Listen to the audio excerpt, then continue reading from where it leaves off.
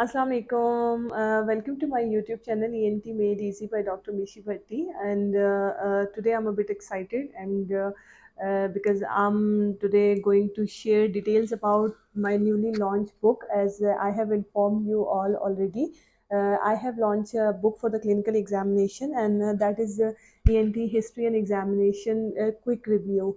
Basically, purpose of this video is to tell the people details about this book, that what are the qualities you can say, or what is the actual content of the book that will help you or facilitate you to pass your exam. So now I will show you my book so that you should know why you need to study this book for your exam preparation, especially once you are preparing for your FCPS Part 2 exam, because you can see on the table of the content it has different topics which I have included and covered in this book, like history taking in ENT. Then I have added one template for the history taking that will include all the components of the history taking during exam and your ward rotations. Then I have further included one more topic, that how will you present history in ENT. Then individually I have covered all the topics of the ENT, like history in parotid and submandibular neck swelling, oral cavity. And now you can see that specifically look at the history in the nose. I have covered all the symptoms usually you may encounter your patients. So best part about the book is that it is very concise, focused, and very precise resource for my junior residents and for undergrad students once they are rotating in ENT ward.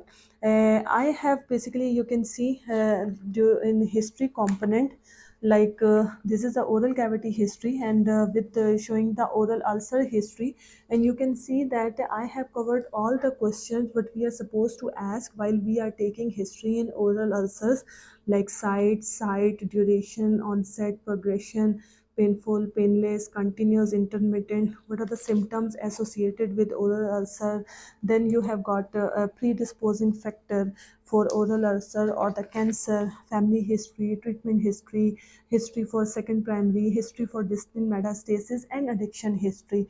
You can see that I have added the questions in every and symptom in every topic, so that the retention is easy, and I'm sure it will be very effective method to keep it memorized, as it is a short book and you can review it easily and you can read it out easily. Then you can see that it has got the visual aids, and by means of visual aid you can memorize it more well, as you know that we make our memory by seeing objects, and by hearing, and by your own basically speaking, or by words. So these pictures will help you to memorize it more effectively, and I have shown pictures for different steps during examination, like how will you do percussion once you are at front, how will you do percussion from behind, what are the different methods, like in thyroid examination, how will you do auscultation. Then the third component is the spatial component, rather I would say. You can see that this is the checklist for the air examination, and you can see that this checklist will make your life so easy. It will help you and facilitate you to memorize the point for your examination, and to correct if you miss any step or you may miss any finding. Like you can see that for checklist of your examination, this is a component showing inspection of the pinna, and I have mentioned all the points what you need to consider for inspection of the pinna during examination, and during examination, inspection of the surrounding area, examination of external auditory canal with speculum and without speculum. And this is the component showing if you may encounter or you may find any content in external auditory canal. These are the following points what you will consider. Then these are the points for the palpation. And this page will show you how to do otoscopy and how to explain your findings. This is the usually difficult part for basically residents, how you are going to present your finding.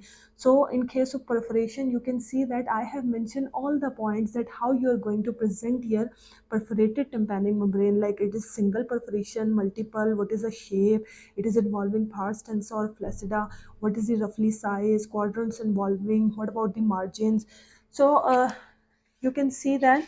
And then same you can say that the facial nerve is the critical step during your examination, and I have mentioned all the points what you should know, because once you are preparing for your exam, you should get copies of these checklist with you, so that you may take the points what you have the or you can see the steps what you have done during examination, so that once you will recheck your checklist, you will find that what are the steps you have basically you have forgotten and you have not done basically during examination. So these are the points for the facial nerve examination. This is for gait. Then what are the different positional maneuvers what you have to do during the air examination, and then the cerebellum test. So I hope it will help all my juniors, and it is a little contribution from myself to my ENT specialty. And please do read it out and give me feedback about it. And any comment, any suggestion, any feedback, and any mistake from my juniors, seniors, friends are highly appreciated. And do give me feedback. Thank you so much.